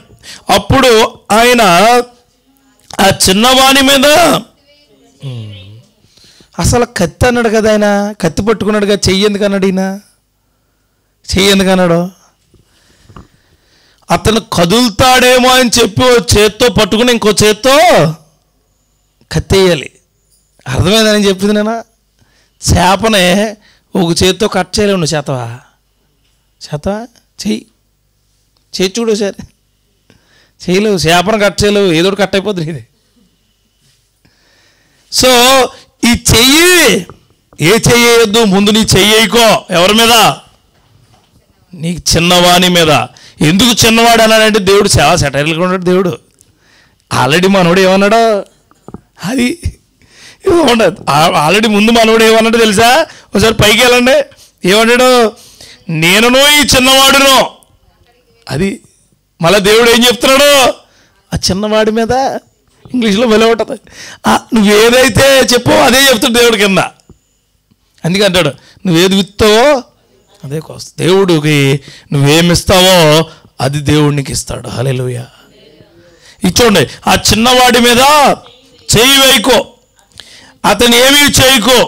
నీకు ఒక్కడైనా నీ కుమారుడు నాకు ఇయ్య వెనక్కు తీయలేదు కనుక నీవు దేవునికి భయపడువాడు అని ఇందువలన నాకు కనపడుచున్నదనినో. హల్లెలూయా. దేవుడు మొట్టమొదటిగా నీ పనులు నువ్వు చేస్తే ఆయన పని ప్రారంభిస్తాడు. ఆయన పని.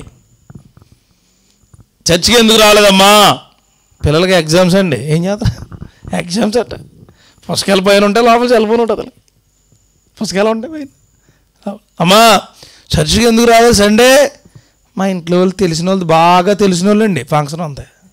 ఫంక్షన్ అంటే ఏ ఫంక్షన్? దేవుడు నువ్వేదైతే దేవుడికి దగ్గరగా తీసుకెళ్ళావో అప్పుడు దేవుడు తను నీ దగ్గరగా వచ్చి చర్యలు మొదలు పెడతాడో. నువ్వు సాకులు చెప్పమాక, దేనికి సబ్స్టిట్యూట్స్ చెప్పమాక. నువ్వు వెళ్ళిపో ముందు అన్ని బిడ్డలు చెప్పమాక. నేనును నా ఇంటి వారును అంటాడు దేవుడు. హల్లెలూయా. ఎలాగట? నేనును, దావీదు అంటాడు అలా, నేనును నా ఇంటి వారును. నా ఇంట్లో ఎంతమంది ఉంటే అంతరము నిన్ను సేవిస్తూ ఉంటాం. నీ బిడ్డలో ప్రతి తల్లి మాట పిల్లలు అంటారండి, వింటలేదని చెప్తారు. ఎంత పైన కవరింగ్కి ఎందుకనరు? వింటారు. మొక్కగా ఉన్నప్పుడు చెప్తే వింటారు, పెద్ద ఎదుగుని చెప్పినప్పుడు కూడా వింటారు. తల్లి చెప్పింది, తండ్రి చెప్పింది. కానీ చెప్పాల్సిన విధంలో పిల్లలకు నువ్వు చెప్పాలి. ఏదో షాప్కి వెళ్దారా, స్కూల్కి వెళ్దాము, లేకపోతే బట్టలు కొనుక్కోవడానికి వెళ్దామని చెప్పినట్టు కాదు, చదువుకోమని చెప్పినప్పుడు కాదు. వాక్యం అంటే జీవితం. చర్చ్ అంటే మనల్ని నడిపించే మార్గం. దేవుని మాట అంటే మన జీవితాల్లో మనకు చెడు వినపడకుండా చేయగలిగిన గొప్ప ఉత్తమమైన మాట అని నీ బిడ్డలకు నువ్వు, అది దేవుడి చర్య. ఇప్పుడు ప్రారంభమైన చేయొచ్చుండే. యోహాను సువార్త 10వ అధ్యాయం 11వ వచనం తీయండి ఒకసారి. 10వ అధ్యాయము చదవండి ఒకసారి, 10-11. నేను గొర్రెలకు, తర్వాత మాట ఇష్టం చాలా, మంచి కాపరి. ఎస్, ప్రాణం పెడేస్తాడట. నేను గొర్రెలకు కాపరి అంటలేదైనా, మంచి కాపరిని. హల్లెలూయా. మంచి కాపరి ఏం చేస్తాడట? అది ఒకవేళ సింహం వచ్చి నోట్లో వేసేసుకుంటున్నా ఆ సింహం నోట్లోకి ఈయన వెళ్ళిపోతాడు, చూస్తాడు, ఆయన మనల్ని పంపడం, మనల్ని పంపడం. గొర్రెల కాపరి మామూలుగా ఏం చేస్తాడు? సింహం గొర్రె మీదకి వస్తే పోరాడదామని చూస్తాడు, సింహం అతని మీదకి వస్తే పరిగెడతాడు. అతను కాపరే, కానీ మంచి కాపరే తన గొర్రెల కొరకు ప్రాణం పెట్టెను. అబ్రహాము కొరకు ఇంకొక ప్రాణాన్ని దేవుడు సిద్ధం చేశాడు. హల్లెలూయా. దేవుడి పని మొదలగునుగాక.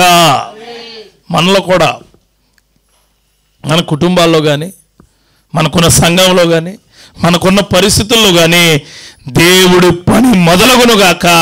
ప్రతి దానిలో దేవుడి పని మాత్రం మొదలగునుగాక. యాహోని గుంట్లో వేసరి మీరు అందరూ చూస్తున్నారు, కానీ నేనేమంటానంటే యాహోని యొక్క క్రియను ఆ రాజు ఉపయోగించుకోవడం గుంట్లో పడ్డాడు ఆయన. దేవుడికి స్తోత్రం. సింహాల బోనులో దానియేలు వేశారని మనం అందరం అనుకోవచ్చు, కానీ దేవుడు ప్రణాళిక ఏంటంటే నెబుకద్నెజరు యొక్క మనసు కరిగే క్రియ దానియేలుకి ఇచ్చాడు దేవుడు. ఒక్క మాటైనను మాట్లాడకుండా, ఒక్క మాట అయినను.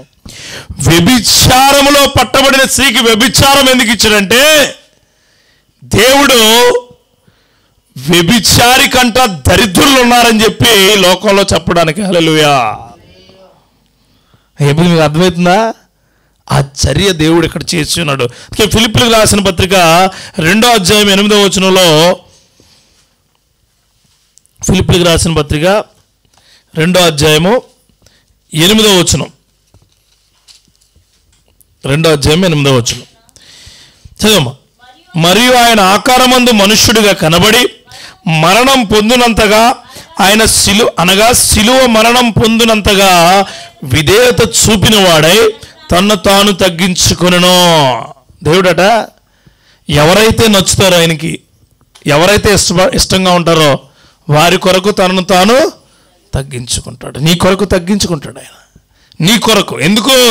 నువ్వు ఆయన కొరకు అన్నీ ఇచ్చిన వాడిగా ఉన్నావు. అందుకే ఈ క్రియల్లో దేవుడు మొదటి మెట్టు ఏంటంటే నువ్వు అన్నీ ఇచ్చిగానే దేవుడు అంటాడా, ఆగో నువ్వు నాకు నచ్చావు, you are my lovely person, నువ్వు నచ్చినట్టు నాకు ఈ లోకంలో ఎవరు నచ్చలేదో. అదే ఇప్పుడు అబ్రహాంకైనా అదే. ఇప్పుడు చూడండి తర్వాత 13వ వచనం ఒకసారి చదువుతారా? 13వ వచనం చదవన్నమ్మా. అప్పుడు అబ్రహాము కనులెత్తి చూడగా పొదలో కొమ్ములు తగులుకొని ఉన్న ఒక పొట్టేలు వెనుక తట్టున కనబడిను. అబ్రహాము వెళ్ళి ఆ పొట్టేలును పట్టుకుని తన కుమారునికి మారుగా పెట్టి దహన బలిగా అర్పించెను. చూడండి ఇక్కడ పొట్టేలు సింగిల్గా ఉండదు, తెలుసా మీకు? అకార్డింగ్ టు స్పీసియస్ అంటే ఈ యొక్క జంతు క్రియల ప్రకారం పొట్టేళ్ళు ఉంటాయి, పొట్టేలు ఒకటి ఉండదు. మీరు గొర్రెల మందను చూస్తే సింగిల్గా వెళ్తా పొట్టేలు, గొర్రెలు వెళ్తాయి. కానీ పొట్టేలు ఎక్కువ గొర్రెలు ఎక్కడుంటే, అంటే పొట్టేలు అంటే మగదే. ఈ గొర్రెలు ఎక్కువ ఎక్కడుంటే అక్కడ ఉంటాయి, సింగిల్గా ఉండదు. అది చూడండి, కావాలండి మీరు అబ్జర్వ్ చేయండి, మీరు గూగుల్ చేసినా తెలుస్తుంది అది. కానీ దేవుడట ఒక్క పొట్టేలునే అక్కడ ఉంచాడట. దేవుడికి స్తోత్రం. అంటే ఈ లోకంలో ఏదైతే జరగదో అది దేవుడు నీ కోసం జరిగించేలా చేస్తాడో. ఒకటి ఉంచాడట ఆయన, ఒకటి ఉంచాడు. తర్వాత చూడండి, తర్వాత చదవండి 14వ వచనం. అబ్రహాము అంటే చూడండి, ఆ పొట్టేలును పట్టుకుని తన కుమారునికి మారుగా పెట్టి దహన బలిగా అర్పించాడు. అంటే పొట్టేలుని ఏం చేశాడు? కట్ చేశాడు, దాని మీద పెట్టాడు, అంటించాడు. అంతా అయిపోయి బూడిదంతా అయిపోయిన తర్వాత ఏమంటున్నాడో ఆ పేరు పెడతాడట. ఏం పేరు? అబ్రహాం ఆ చోటికి యెహోవా ఈరే అని పేరు పెట్టెను. అందుచేత యెహోవా పర్వతం మీద చూచుకును అని నేటి వరకు చెప్పబడెను. ఇక్కడ దేవుడు నీ జీవితాల్లో నువ్వు ఏదైతే దేవుడి కోసం పెట్టావో దానికి ప్రత్యామ్నాయంగా ఒకటి ఇస్తాడు దేవుడు. హల్లెలూయా. దేవుడికి నువ్వు ఏదైతే ఇస్తున్నావో ఆల్టర్నేట్ ఇస్తాడు దేవుడు దానికి. ఆమేన్. ఖచ్చితంగా ఇస్తాడు. ఒక ఆయన సంఘాలకు తీసుకొచ్చేటప్పటికి ఆటో వాడేవాడు. ఆటోని చాలా శ్రద్ధగా అందరిని తీసుకొచ్చే విధంగా వాడేవాడు. ఎప్పుడు నా డబ్బులు అయిపోతున్నాను కానీ నా డీజిల్ అయిపోయి ఎప్పుడు అనుకోలే. అని సేవకుడు కూడా ఇచ్చేవాడు. కానీ దేవుడు ఆయన కారు ఇచ్చాడు. ఆటో నడుపుకునే వ్యక్తికి ఏమి ఇచ్చాడు? దేవుడు కారు ఇచ్చాడు. హల్లెలూయా. గుర్తుపెట్టుకోండి, ఒక 3-4 ఆటోలు అయితే ఒక కారు అయింది, పెద్ద కారు. కానీ దేవుడు వీటితో సమానంగా ఏమిచ్చాడు? నేను ఈ మాట ఎందుకు చెప్తున్నానంటే, నీ కుటుంబంలో దేవుడికి నువ్వు ఏదైతే శ్రద్ధగా ఆసక్తితో హామీగా అంగీకరించేస్తున్నావో దేవుడి చర్య కూడా అలా ఉంటుందో అది యెహోవా ఈరే. హల్లెలూయా. అది యెహోవా ఈరే. ఇచ్చి చూడు దేవుడికి ఇచ్చి చూడు నీ మనస్సును, దేవుడికి ఇచ్చి చూడు నీ క్రియలను, దేవుడికి ఇచ్చి చూడు నీ ఆర్థిక స్థితిని, దేవుడికి ఇచ్చి చూడు. దేవుడు చూచుకును గాక. నేటికి ఆ పర్వతం పేరు యెహోవా ఈరే. తరములోని కుటుంబానికి ఈరోజు ఇచ్చి చూస్తే యెహోవా ఈరే. యెహోవా ఈరే. నా కుటుంబంలో కానీ మీ కుటుంబాల్లో కానీ నువ్వు ఇచ్చి చూస్తే దేవుడు మాత్రమే చూచుకును. ఇచ్చి చూడు ఒకసారి, దేవుడికి ఇచ్చి చూడు. ఏమి ఇవ్వాలండి? నువ్వేదనుకుంటుంది. హల్లెలూయా. ఏదనుకుంటుంది? నీ ఉద్యోగాన్నా, నీ చదువునా, నీ ఆర్థిక స్థితినా, నీ కుటుంబాన్నా, నీకున్న పరిచర్య విధానాల్లో ఏదైనా నువ్వు దేవుడికి ఇచ్చి చూడు. దేవుడు మాత్రమే చూచుకును గాక. ఇచ్చి చూడంతే. అబ్రహాము వెనక్కి తీలే, కత్తి వెనక్కి తీలే, కుమారుని వెనక్కి తీలే, కట్టెలు వెనక్కి తీలే, గాడిద వెనక్కి తీలే, పనివారిని వెనక్కి తీలే. తన హృదయంలో ఉన్న ఆలోచన వెనక్కి ఇచ్చాడు. దేవుడు దానికి ప్రతిగా రెట్టింపు ఘనతను ఇవ్వబోతూ ఉన్నాడు. ఇప్పుడు ఇస్తాడు ప్రతిగా. నీకు ఖచ్చితమైన పాట మీద నీ జీవితంలో ఇచ్చి చూడు ఒకసారి. ఏదైనా ఇచ్చి చూడు దేవుడికి. ఆయన నీకు ఇచ్చేవాడిగా ఉంటాడో. అందుకే నువ్వు దేవుడికి ఏమిచ్చినా ఏమనుకోవాలి తెలుసా? యెహోవా ఈరే. కానుకొచ్చి యెహోవా ఈరే. హల్లెలూయా. యెహోవా ఈరే. పాట పాడతావు, యెహోవా ఈరే.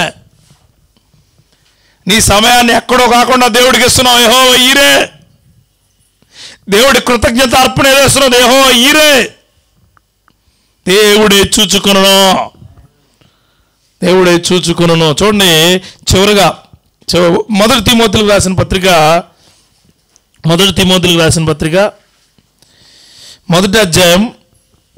మొదటి అధ్యాయము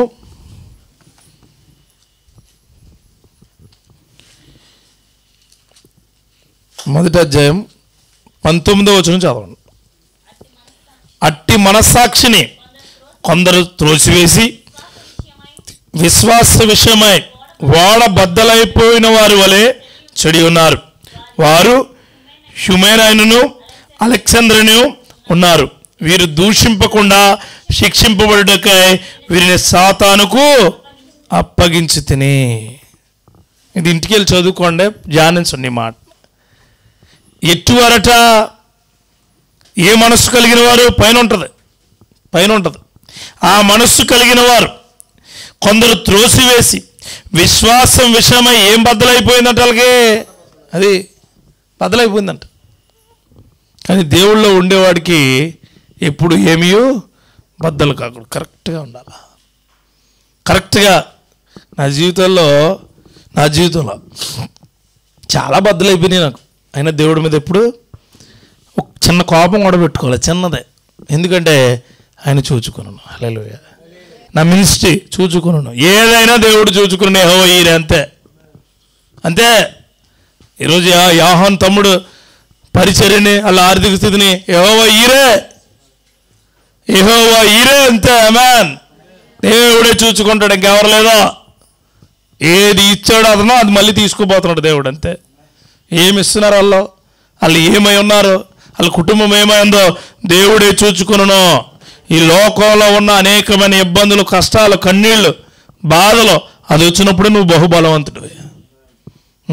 చెప్పడానికి బాగానే ఉన్నది, నేను అనిపించాను. ఎందుకు చెప్తున్నాను? ఇబ్బందికరమైన క్షణాలు నీకు వచ్చినప్పుడు యెహోవా ఈరే. కష్ట సమయాలు నీకు వచ్చినప్పుడు చాలి పడమాకండి ఎవరి మీద, ప్రార్థన చేయండి. హల్లెలూయా. చాలామంది అయ్యో ఆ మాట అనకూడదు, ధైర్యంతో ప్రార్థన చేయాలి.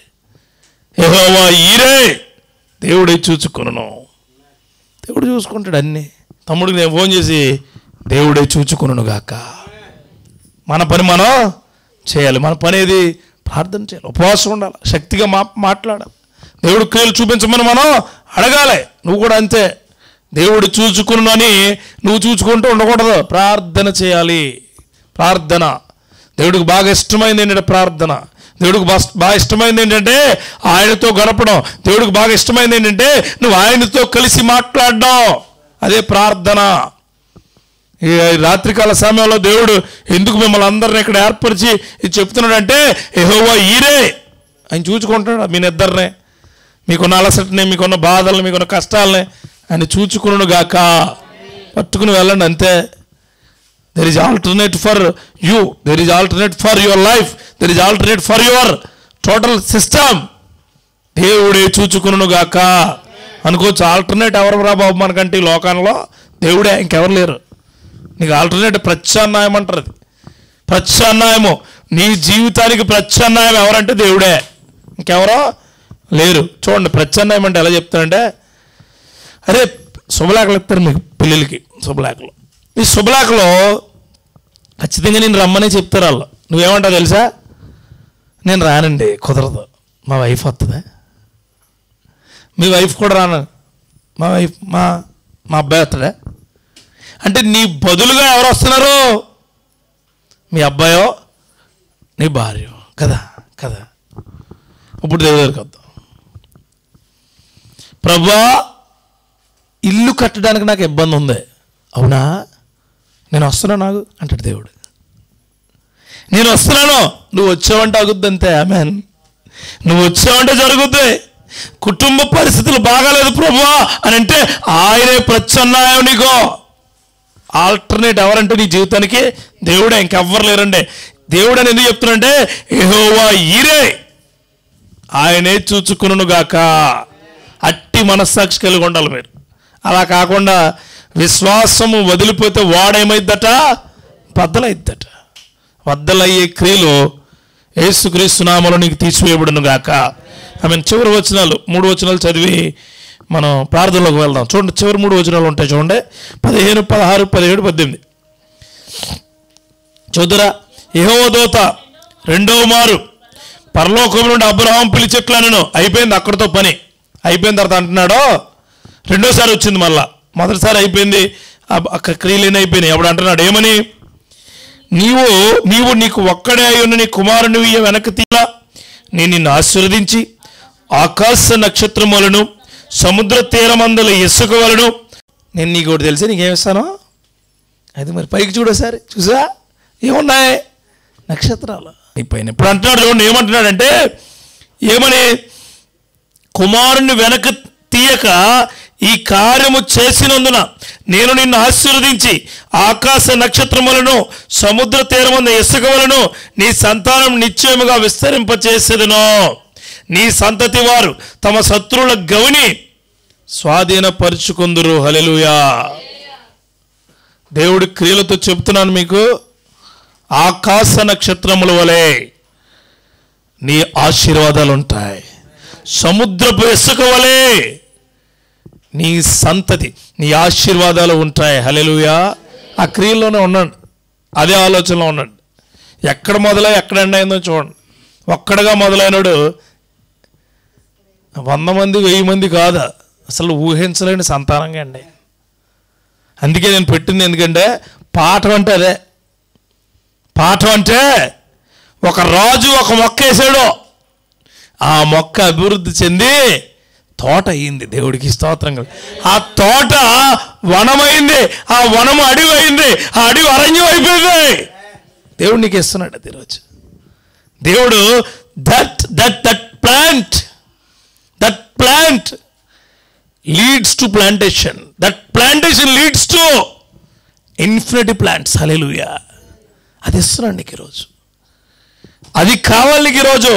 ఈ రాత్రి కాల, లేకపోతే ఈ ఉదయకాల, లేకపోతే ఈ జాము కాల, లేకపోతే ఈ మొదటి క్రియల్లో దేవుడు నీకు ఆ అద్భుతమైన కార్యాలు చేయబోతూ ఉన్నాడు. లాస్ట్లో అంటాడు చూడండి 18వ వచనం, మరియు నీవు నా మాట వినినందున భూలోకములోని జనములన్నీ నీ సంతానం వలన ఆశీర్వదించబడును, నా తోడని ప్రమాణం చేసి ఉన్నానని యెహోవా సెలవిచ్చునెను.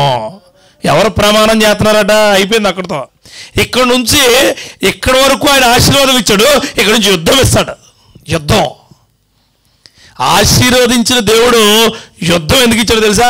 గెలవరా బాబు అని. హల్లెలూయా. నేను ఏం చెప్తున్నానంటే మీకు ఈరోజు ఒక పాఠం. ఆ పాఠం ఎలాంటిదంటే, నీ దగ్గర ఏదైతే ఒకటి నిలిచి ఉందో ఆ ఒకటి దేవుడికి ఇస్తే ఆ ఒకటి నీ పని ఇవ్వడం, నమ్మలేని ఆశీర్వాదాలు ఇవ్వడం దేవుడి పని. ఇదే సారాంశం పాఠం. అర్థమైందా పాఠం? ఈ పాఠంలో కొన్ని ప్రశ్నలు అడుగుతున్నాను. మరి నేను ఇప్పుడు కొన్ని ప్రశ్నలు అని మిమ్మల్ని అడగాలి. అంటే ఒక్కొక్కరిని నుంచోబెట్టి అడగను, కానీ టీచర్ లెక్క మరి అంతగా. ఇప్పుడు నేను అడిగే ప్రశ్న ఏంటంటే దేని విషయంలో పరిశోధించాలి దేవుడు మిమ్మల్ని అని అడుగుతున్నాను. చెప్పాలి మరి. దేని విషయంలో పరిశోధిస్తాడు దేవుడు మిమ్మల్ని? అది ఆమేన్. నీ భక్తి విషయంలో ఎవరు చెప్పారు? అది ఫస్ట్ మార్కులు ఇచ్చాను. దేవుడికి స్తోత్రం కలిగి. భక్తి విషయంలో పరిశోధిస్తున్నాను నిన్న ఆయన. నీ భక్తి, వాట్ ఈస్ యువర్ డివోషన్ అని అడుగుతున్నాడు ఆయన. నా డివోషనే నువ్వు ప్రభువా. హల్లెలూయా. నువ్వే. నాకు ఇంకెవరో మొట్ట క్వశ్చన్. రెండో క్వశ్చన్ ఏమి ఇవ్వాలనుకుంటున్నావు ఆయనకి నువ్వు? అది అన్నీ ఏదైతే అది. చూడండి, చిన్నపిల్లలు వస్తారు మీ ఇంటికి, మీకు బాగా ఇష్టమైన వాళ్ళు, పట్టుకుంటారు అన్నీ. పట్టుకోకంటారు వాళ్ళ అమ్మాళ్ళు. ఏం కాలే పట్టిపోరు, నువ్వు పట్టిపో. ఎందుకంటావు అలా? నువ్వు ఇష్టపడుతున్నావు కుర్రాడిని, నువ్వంటే ప్రాణం. ఏదైనా పగలబడేరనుకో, పర్లే ఇంకోటి కొనుక్కుంటా. ఇంకా ఏమన్నా వేరే ఇష్టం లేదనుకోండి, పట్టుకో. అది నేను ఎప్పుడూ మా అమ్మలు ఇచ్చారు, అది దాచుకున్నాను. పనికి మళ్ళీ ఆలోచన లేని.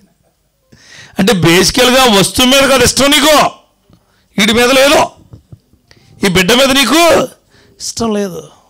అందుకే నీకు లభ్యమయ్యే ప్రతిక్రియ నువ్వు దేవుడికి ఇస్తే దేవుడు దాన్ని గొప్ప చేయబోతున్నాడు. మూడో ప్రశ్న అంటే అబ్రహాం చేసే దాంట్లో అడిగాను. మూడోది, నీ కుటుంబానికి ఏం హామీ ఇద్దాం అనుకుంటున్నావు నువ్వు ఈరోజు? నువ్వు చెప్పకమ్మా, నేను అన్నీ చెప్తే ఫస్ట్ మార్కులు నీకు వచ్చేది. నీ కుటుంబానికి ఏం అందరికీ అడుగుతున్నాను, ఏం హామీ ఇస్తావు నువ్వు? ఎలాంటి హామీ ఇస్తావు? క్వశ్చన్ మార్క్ అక్కడ ఆగిపోయారు వేరు. అది ఎలాంటి హామీ ఇవ్వాలంటే నువ్వు,